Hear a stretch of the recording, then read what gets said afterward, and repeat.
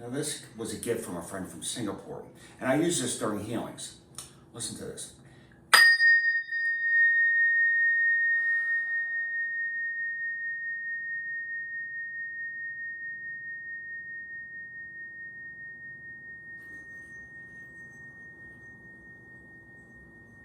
Okay, that's what I'm talking about.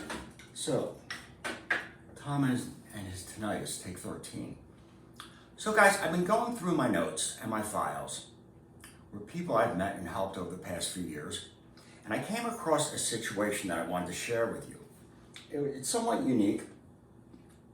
Now, this gentleman was suffering from a chronic condition, and it was by no means a life-threatening condition. And although it doesn't happen to a lot of people, it's not rare. But although it's not a life-threatening condition, it is a life-changing condition, because whatever serenity this individual might have had prior to getting this condition was definitely all gone out the window. To make matters worse, his doctors, they could not pinpoint the cause of his condition. Now, the gentleman's name was Tom. And Tom reached out to me. It was fall of 2020. And he contacted me because he was suffering from ringing in his ears, tinnitus. Now, the first question I always ask new patients or clients is, have you gone to see your primary care physician? And if so, what did he or she say? Well, not only did Tom go to see his primary care physician, he went to see an ear, nose, throat specialist and a neurologist. And despite the efforts of this highly skilled team of medical professionals, and they are, I know a couple of these guys, they came up, with a question mark. And Tom had every test done imaginable. Full physical, blood work, x-rays, MRIs, brain mapping and scanning, all sorts of things. And they, like I said, could not pinpoint the cause of his tinnitus. Now, Tom knew he wasn't crazy, knew he wasn't imagining it. And he told me intuitively he knew there was an answer out there somewhere for him. So he started to do a lot of research. And during that time, he contacted an old friend of his that lives in Florida. And he told her what was going on with him, and she told him that she had had a bad back for over a decade, and her doctors couldn't help her either. So what she ended up doing was going to a Reiki practitioner in her area. And after only one session, she told Tom, after only one session, her back was healed. So he figured after one session with me, the ringing would stop and he'd be good to go. And I said, no, Tom, no, Tom. Just like with your doctors, there are no guarantees here. Everyone's different. Everyone reacts differently. Everyone's conditions are different. I would be misleading you greatly if I were to even suggest, be one and done. And I didn't want him to have any unrealistic expectations. Because speaking from experience, expectations can ruin a perfectly good day. So in situations like this, friends, what we have to do is just dig a little deeper. So I asked Tom how long it had been going on. And he said about 6 months. Okay. Tom, did something happen right before the ringing started? Did you have some sort of incredibly unpleasant, even traumatic experience? And he shot back, absolutely. The stock market crashed and I thought I was going to lose everything. Now, as it turns out, Tom's a day trader. Has been his entire professional life. He was 62 when he called me. And I realized, intuitively I knew that Tom had done very well for himself. And in that moment, I realized that it was his belief system that was tripping him up. Because his belief system went something like, if I don't earn any more income, I'm going to become destitute. So what I did for Tom was I explained about the 4 bodies. I told him, our doctors, they only look at our physical bodies. But we are more than a physical body, friends. We have an emotional body, a mental body, a spiritual body, and a physical body. Okay, all 4 are real, all 4 are valid, and all 4 are connected. And when one is out of balance, they're all out of balance. And what happened with Tom was his emotional body was traumatized. Now this affected his mental body. Because when you have a condition like tinnitus, it's always there. And he said his was loud. it really wears you down. He said it was so much in the way he had dreams about it, waking up, listening to this sound in his ears. And situations like this, friends, they can really test our faith. People in a situation like this, it's not uncommon for one to ask oneself, why is this happening to me? Why can't they figure it out? Why am I being punished? That sort of thing. So I laid all that out for Tom, and he connected the dots, and he was on board with that. He got it. So we made an appointment for him to come by the studio. And before I got off the phone with him, I wanted him to take a look at the books. I wanted him to step back and take an objective look at the numbers and to see, for real, what his financial situation actually was.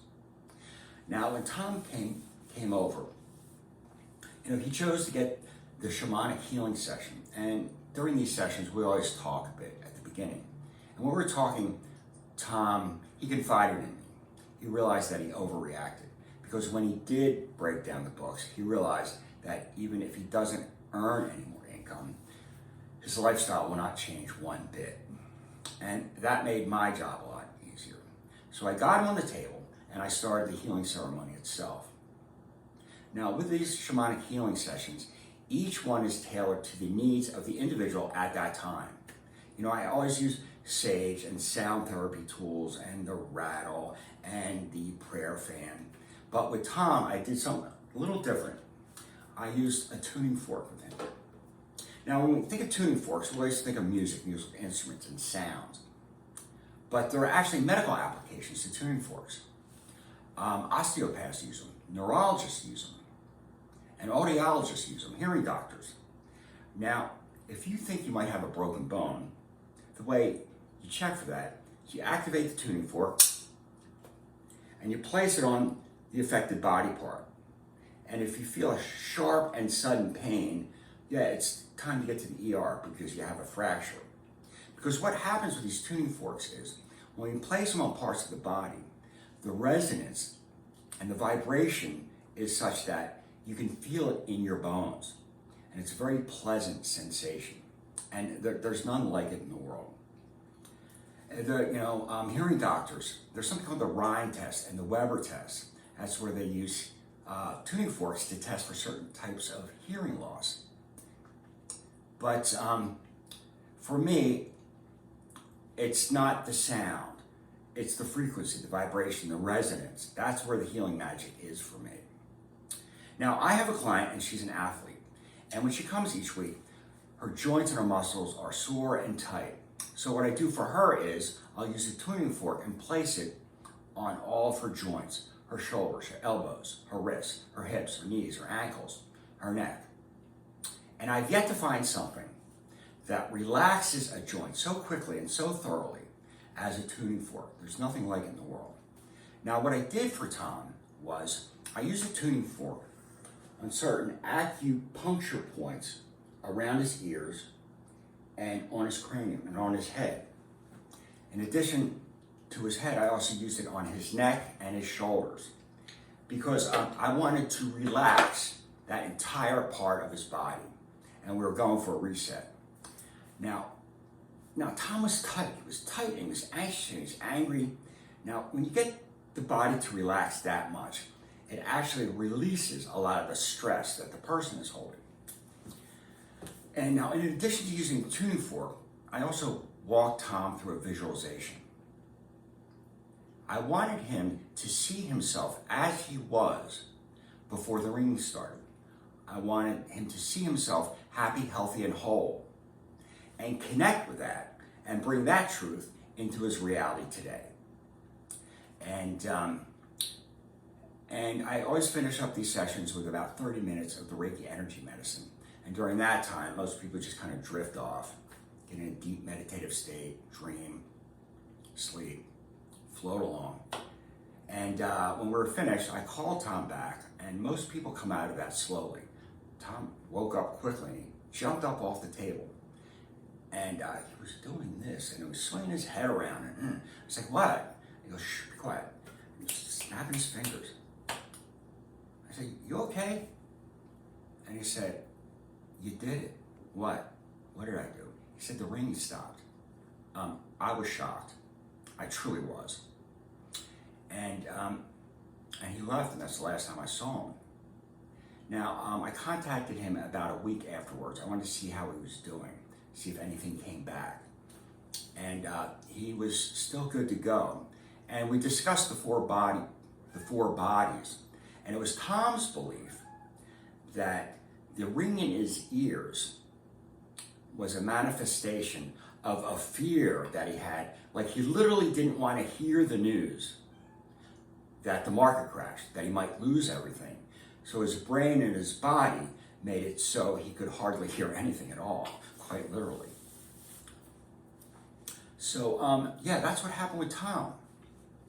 Now, I just want you to know, with all the many miracles that modern medicine brings to our lives every day, there may be times when your healthcare professional will not be able to accurately diagnose your health challenge.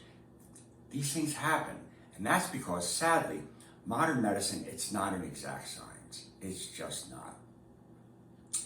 And, there are alternatives out there, there are choices out there now, but when your doctors can't figure that out, that is, that is outright frightening, and it's time consuming, and it can get very, very expensive.